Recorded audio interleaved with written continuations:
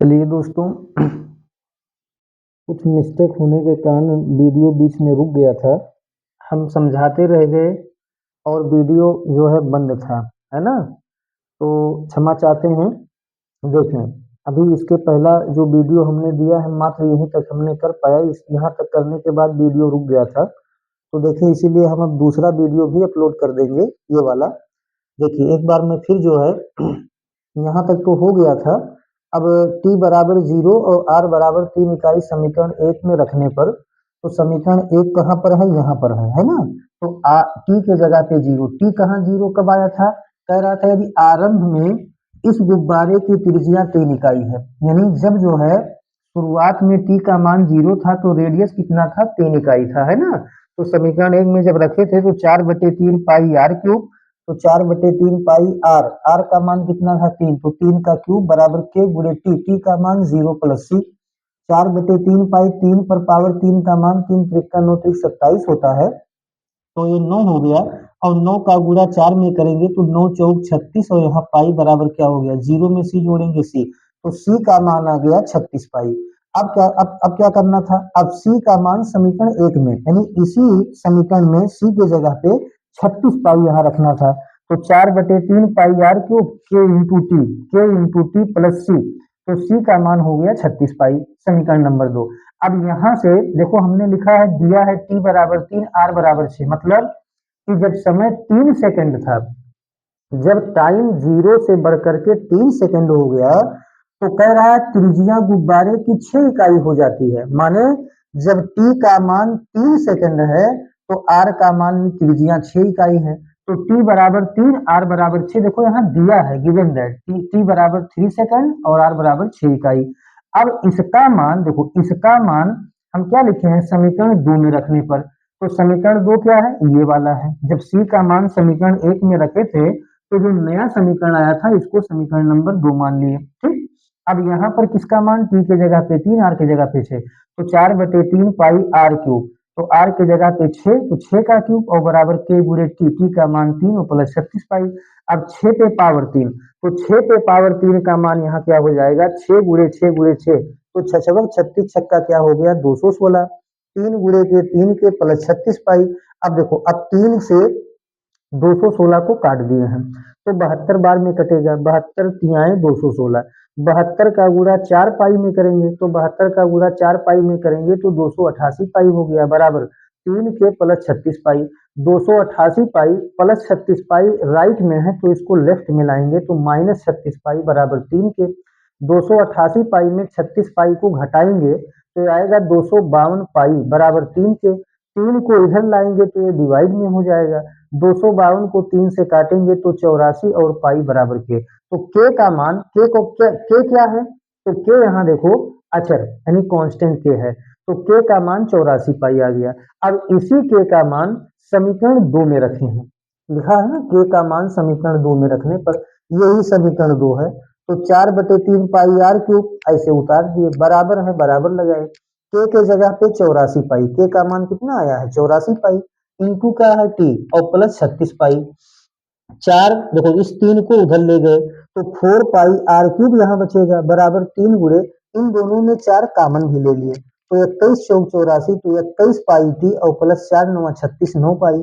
4 इधर भी 4 इधर भी, 4 4 कट गया, बचा क्या? पाई आर क्यूब बराबर 3 गुणे, यहाँ पाई कामन ले लिए हैं तो अंदर बचेगा 21 टी प्लस 9, पाई पाई से पाई कट गया, यहाँ बचा आर क्यूब बराबर, या 3 को अंदर भेज दो, 3 का गुणा अंदर करेंगे 21 टी में, तो 21 टी 63 टी और 9 त्रिक 27, तो आर क्यूब बराबर 63 टी प्लस 27, आर क्यूब बराबर 63 टी प्लस 27।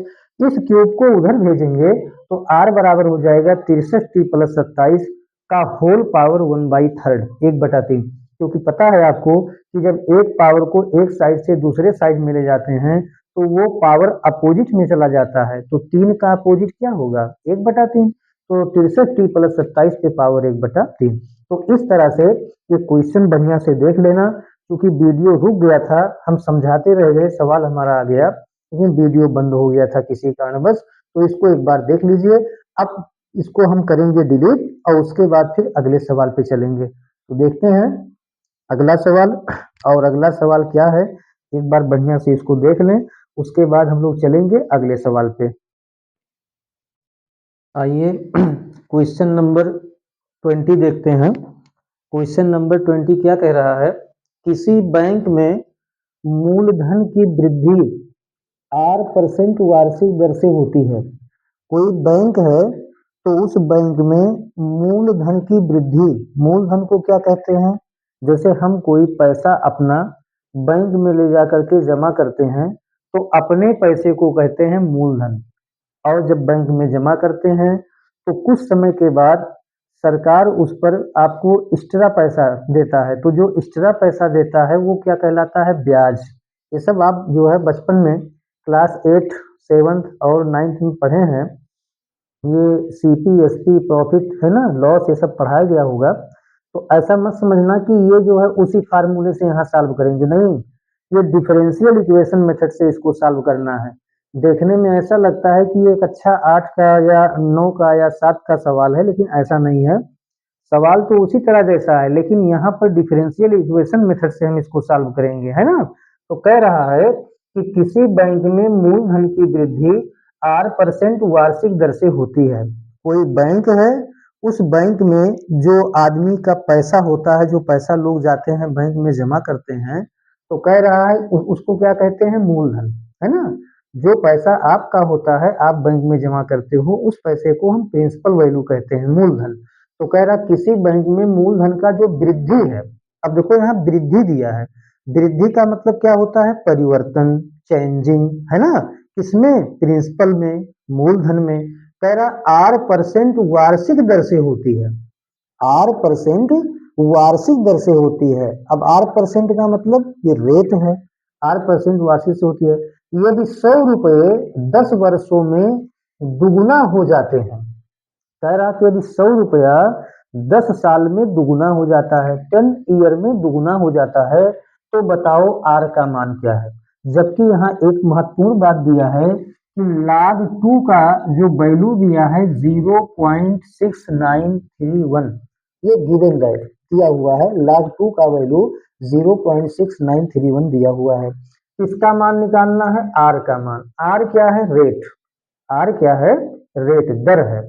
चलिए देखते हैं। तो सबसे पहले जो दिया है, पहले उसको हम प्रिंसिपल वैल्यू को कुछ मान लेते हैं। तो क्या मान लेते हैं? माना, देखिए माना मूलधन, ऐसे माना जो है मूलधन क्या है? माना मूलधन बराबर क्या है? P रुपया है। मूलधन कितना है? मूलधन P रुपया है। P माने प्रिंसिपल, प्रिंसिपल मीन्स मूलधन, है ना। माना मूलधन P रुपया है। अच्छा दिया क्या है? दिया है, क्या दिया है? दिया है माने गिवन दैट, जो आपके क्वेश्चन में दिया है। क्या दिया है? कह रहा है मूलधन में वृद्धि। देखें ये प्रश्न में दिया है कि मूलधन में वृद्धि, वृद्धि माने परिवर्तन, चाहे वृद्धि को हो, चाहे परिवर्तन को हो, चाहे चेंजिंग को हो, बात एक पे है। मूलधन में वृद्धि बराबर दिया है 8% वार्षिक, 8% वार्षिक। तो किसका 8%? तो 8% मूलधन का, यानी इसी मूलधन का, है ना, यानी P का 8%। आप ऐसे इसको लिख सकते हैं, P का 8% है कि नहीं है। तो यहाँ पर लिख देंगे किसका 8%, तो लिख देंगे P का 8%। P का 8% माने मूलधन का 8%, यानी जो मूलधन में वृद्धि है वो कह रहा है 8% वार्षिक दर से होता है। तो किसका 8%? मूलधन का, प्रिंसिपल वैल्यू का 8%। चलिए अब इसी को सॉल्व किया जाए तो क्या होगा? देखें, मूलधन में वृद्धि, तो मूलधन में वृद्धि, मूलधन में जो वृद्धि है, वृद्धि मतलब परिवर्तन, तो परिवर्तन हो जाएगा dp अपान dt। मूलधन में जो वृद्धि होगा वो होगा dp अपान dt। मूलधन में वृद्धि हो जाएगा dp अपान dt, यानी ये क्या है? t means time, time. देखो यहाँ टाइम भी दिया है और p मीन्स प्रिंसिपल, मूलधन। तो dp अपान dt ये क्या है? मूलधन में वृद्धि। मूलधन में वृद्धि माने परिवर्तन, और बराबर p लिखा है, लिख दो, और गुणे 8% माने होता है r/100। आपको पता होगा कि जब परसेंट के साइन को हटाते हैं तो 100 से भाग देते हैं। तो आर परसेंट माने आर बटा 100, पी लिखा है लिख दो, का माने बुरा, आर परसेंट माने आर बटे 100। अब क्या करेंगे, अब 100 को इधर लाओ, मैं यहाँ से लिखता हूँ क्योंकि अभी आगे जगह कम पड़ जाएगा, मैं यहाँ से लिखता हूँ।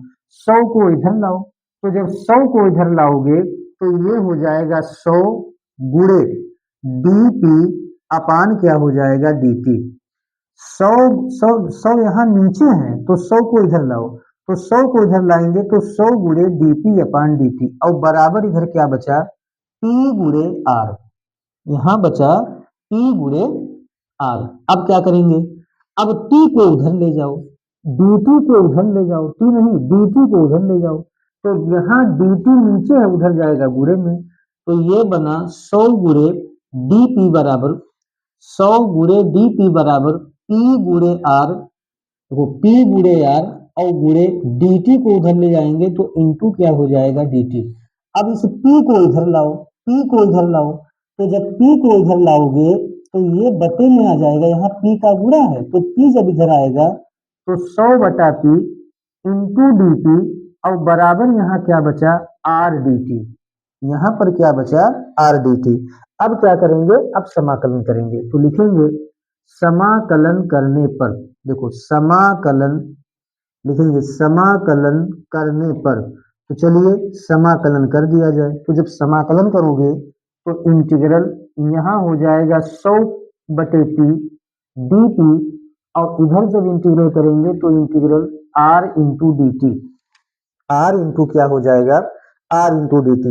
यहाँ 100 अचर है तो बाहर कर लो, तो 100 गुणे इंटीग्रल यहाँ बच जाएगा 1 अपान पी डी पी, 1 अपान पी डी पी, और यहाँ देखो यहाँ आर बाहर हो जाएगा, यहाँ आर बाहर हो जाएगा आर, तो आर बाहर कर लो, और यहाँ क्या हो जाएगा 1 डी टी, यहाँ क्या हो जाएगा, तो यहाँ हो जाएगा 1 डी टी, यहाँ हो जाएगा 1 डी टी। चलिए 100 लिखा है लिख दो, 100 ऐसे लिखा है लिख दो इंटू 1 अपान पी डी पी, तो 1 अपान पी डी पी का इंटीग्रल हो जाएगा लॉग पी, 1 अपान एक्स डी का लॉग एक्स, तो 1 अपान पी डी पी का ये बन जाएगा लॉग पी, और लॉग पी बराबर आर ऐसे बाहर है तो आर ऐसे बाहर लिख दो, और यहाँ देखो यहाँ 1 छिपा है तो 1 डी टी का क्या हो जाएगा टी, और प्लस एक कांस्टेंट लगाएंगे सी, प्लस एक कांस्टेंट क्या लगा देंगे, तो प्लस एक कांस्टेंट लगा देंगे सी,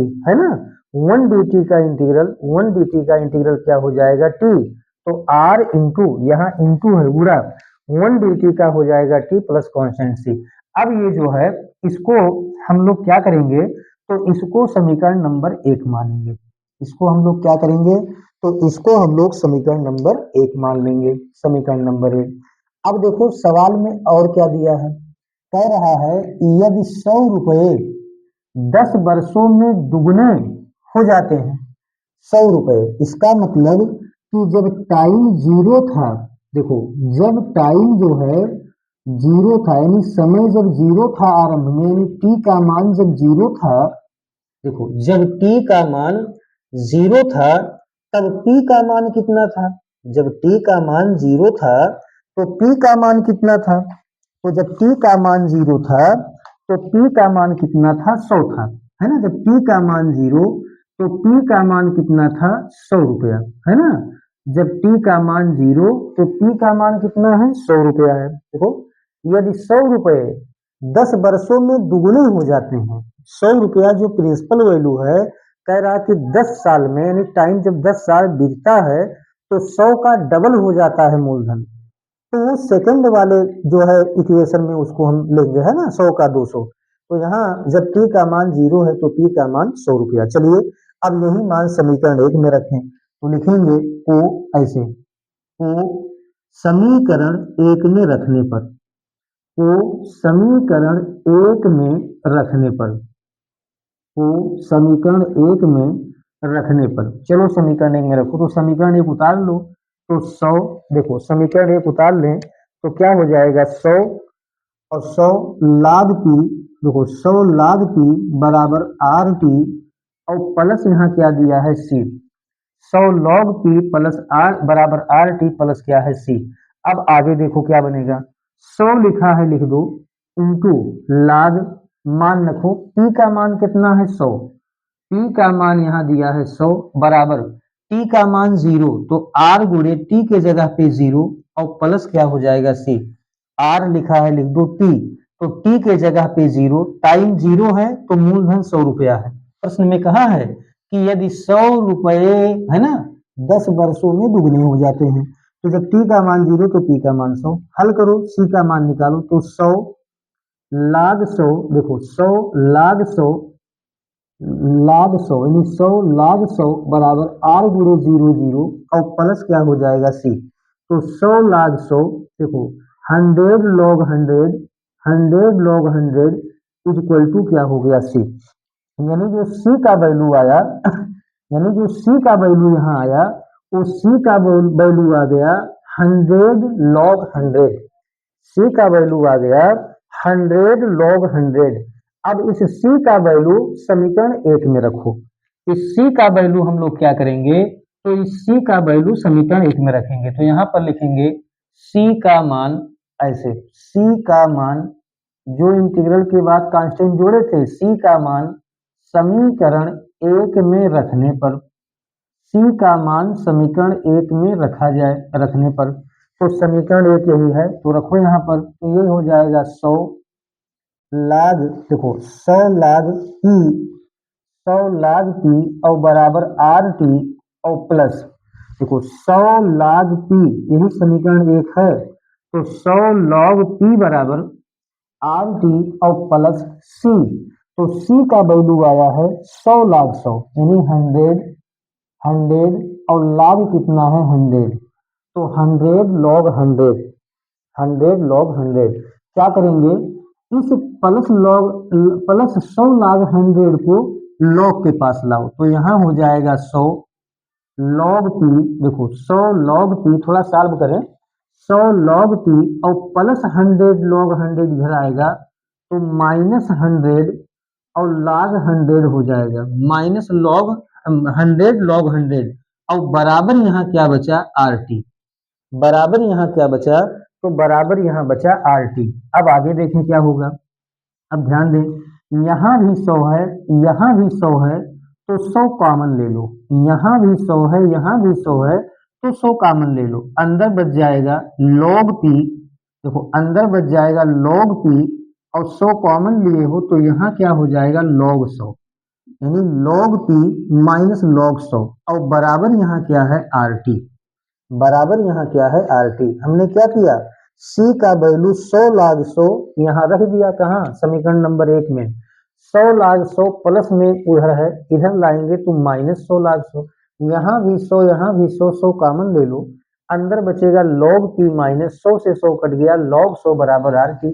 अब log m minus log n का यहाँ फार्मूला लगाओ, log m minus log n का यहाँ फार्मूला लगाओ, तो 100 into log m minus log n बराबर, तो log m बटे n, तो log p बटा 100, log p बटा 100 और बराबर यहाँ क्या हो गया RT, बराबर यहाँ क्या हो गया RT हो गया, बराबर यहाँ RT हो गया। चलिए ये जो आया इसको समीकरण नंबर 2 मानो, ये जो आया इसको समीकरण नंबर हम कितना मानेंगे, इसको समीकरण नंबर 2 मानेंगे। अब दूसरा जो दिया है कंडीशन उसको लिखा जाए, तो लिखेंगे यहाँ पर दिया है, अगला कंडीशन क्या दिया है, कह रहा है मूलधन अब दुगुना हो जाता है, कब 10 वर्षों में मूलधन दुगुना हो जाता है, तो 10 वर्षों में यानी टी का मान कितना है 10 वर्ष, टी का मान है 10 वर्ष, तब बताओ मूलधन कितना हो जाता है दुगुना, तो पहले मूलधन कितना था 100 रुपया, अब 100 का डबल हो गया तो p बराबर कितना हो जाएगा 200 रुपया, है ना। अब इसी को समीकरण नंबर 2 में रखो, को देखो को समीकरण नंबर 2 में रखने पर, को समीकरण नंबर 2 में रखने पर 2 में रख दो, तो इसी को समीकरण नंबर 2 में रखो, समीकरण नंबर 2 में रखिए t बराबर 10 वर्ष कामा p बराबर 200 रुपया, 10 वर्षों में कह रहा मूलधन दुगुना हो जाता है, तो पहले मूलधन कितना था 100 रुपया, अब दुगुना हो गया तो 200 रुपया, कब वर्ष में 10 वर्ष में, और 0 वर्ष में कितना रुपया था 100 रुपया, तो 10 वर्ष में डबल हो गया 200 रुपया। चलो इसी में रखो, तो ये हो जाएगा 100। देखो 100 इंटू लॉग पी, तो पी के जगह पे 200 बटे पहले से कितना दिया है 100 बराबर 200 बटे 100 बराबर गुड़े आर गुड़े टी। आर का ही मान बताना है, आर का मान टी, तो टी का मान यहाँ कितना है 10। टी का मान यहाँ कितना दिया है 10 वर्ष, तो टी के जगह पे 10 वर्ष, टी के जगह पे 200 और बटे 100। चलो कैंसिल किया जाए तो कैसे होगा, डबल जीरो ऊपर डबल जीरो नीचे कट गया, इधर एक जीरो 10 से ये 100 वाला ही जीरो कट गया, तो कितना आ गया 10 लाख। देखो 10 लाख यानी 10 लाख टू, यहाँ टू बचा, वन नीचे लिखो चाहे ना लिखो, तो यहाँ बचा 10 लॉग टू यानी 10 लाख दो, और बराबर आर एकड़ में मार। तो आर बराबर कितना हो गया, आर बराबर हो गया 10 और लाख कितना हो गया 2। अब अगर आप ध्यान से देखें, ध्यान से अगर देखो तो लाख 2 का मान दिया है, तो यहाँ लाख 2 है, तो इस लाख 2 का मान 0.6931 यहाँ पर रख दो, तो रखा जाए तो आर बराबर हो जाएगा 10 गुड़े लाख 2, तो लॉग 2 का मान दिया है 0.6931, 0.6931। अब गुणा कर लो, तो 10 में 0.693 का गुणा करोगे तो 6.931, 6.931%, 6.931%। तो 10 वर्षों में अगर मूलधन दुगुना हो जाता है, 100 का 200 हो जाता है 10 वर्ष में, तो बताओ रेट कितना बन जाएगा 6.931%, और यही आपकी क्या है आंसर है। तो इस तरह से उम्मीद करते हैं कि ये सवाल आपके समझ में आ गया होगा। क्वेश्चन नंबर 19 और क्वेश्चन नंबर 20 आज हमने करवाया। कुछ समस्या के कारण अब आज मुझे 2 वीडियो अपलोड करने पड़ेंगे, आपको 2 वीडियो देना होगा क्योंकि बीच में वीडियो हमारा रुक गया था। तो चलिए अब फिर जो है कल आप इस एक्सरसाइज में अब केवल 2 क्वेश्चन और बचे हैं। कल एक्सरसाइज 9.4 हम समाप्त करेंगे, फिर उसके बाद हम लोग पढ़ेंगे 9.5, एक्सरसाइज 9.5। तब तक पढ़ते रहिए और जो है मेहनत करते रहिए। अब दीजिए इजाज़त, कल फिर इसी चैनल पे मुलाकात करेंगे। तब तक के लिए बहुत बहुत धन्यवाद।